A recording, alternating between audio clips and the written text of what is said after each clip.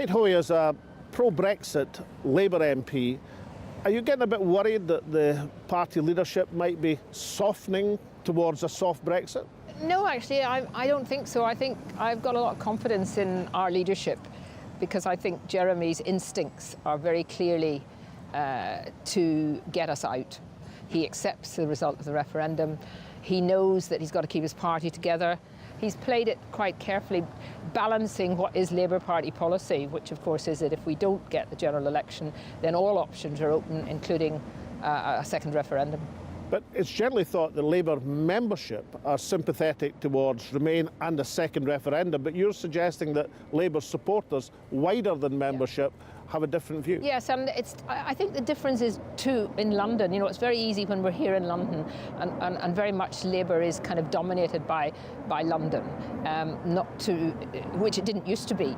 To forget that outside there, and once you get into the Midlands and up into North, there really are a lot of MPs. Remember, 70% of MPs where there was a leave vote out of London were Labour MPs, and they are very torn because they know their constituencies are not happy if there's a second referendum. They really don't want to go through all this. I think the public generally now, you know, we've had this saying about we just want to get on with it. I think genuinely people are fed up with it, and they can't understand also why we haven't left. They didn't understand the whole Article 50 process, and you know, they think two and a half years later, why are we still in the EU when we voted to leave?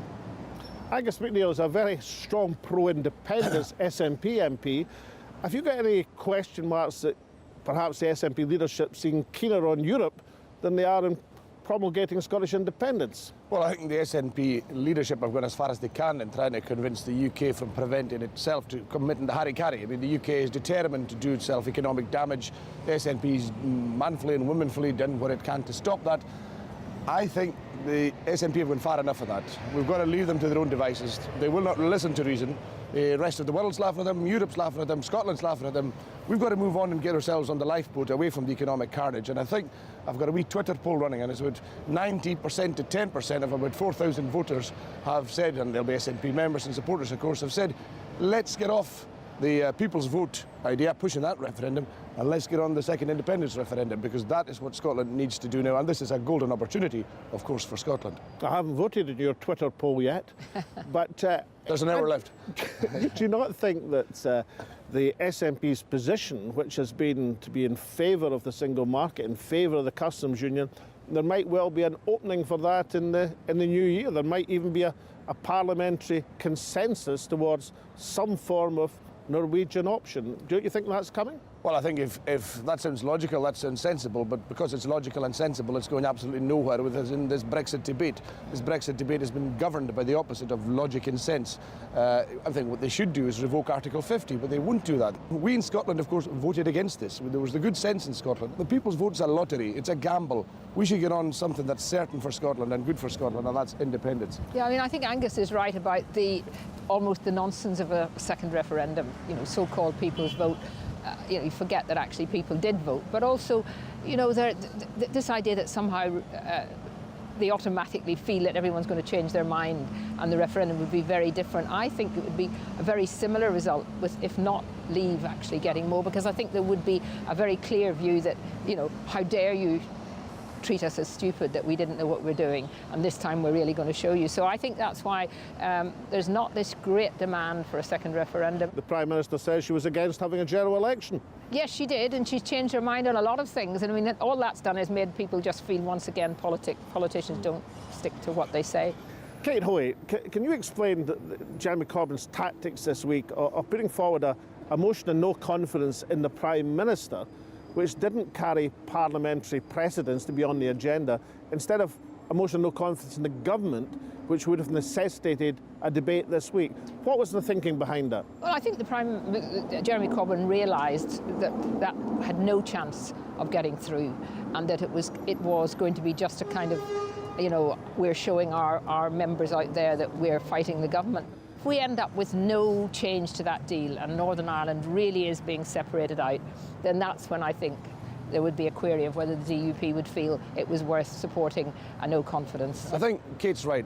A confidence vote is going nowhere at the moment. A people's vote's going nowhere at the moment. And my concern is the SNP are spending a lot of energy following that route, when the route for the SNP, the whole reason for being, is for Scottish independence. And that's the route we should be following in this huge opportunity that this Brexit disaster is giving Scotland to become independent. Final question to you both.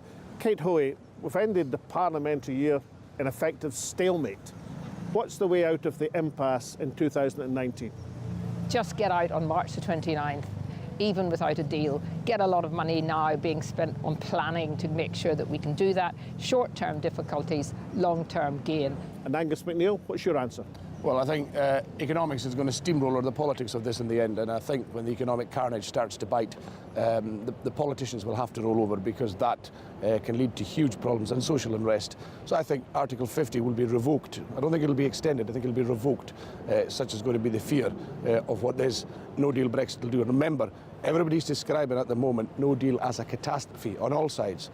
And when they don't accept the deal, they're left with either a revocation or a catastrophe. And I think they will have to go, after describing the option, the alternative as a catastrophe, they will have to go for revocation. And then I would say it will be Parliament versus the people, because we gave the decision to the people to leave, and for Parliament to try and overturn that will be absolutely an attack on genuine... After so much agreement, we're ending the year on note of discord. But Kate Hoey, your Father Christmas, you've got a wish that you can grant to Jeremy Corbyn. What is Santa Claus going to give your party leader? The confidence to actually recognise and keep true to his genuine instincts. Every single lobby anti the EU for 30 years, he hasn't changed his views. He needs now to exert those views and actually get the Labour Party to be much more realistic about our future. Is best off out of the EU.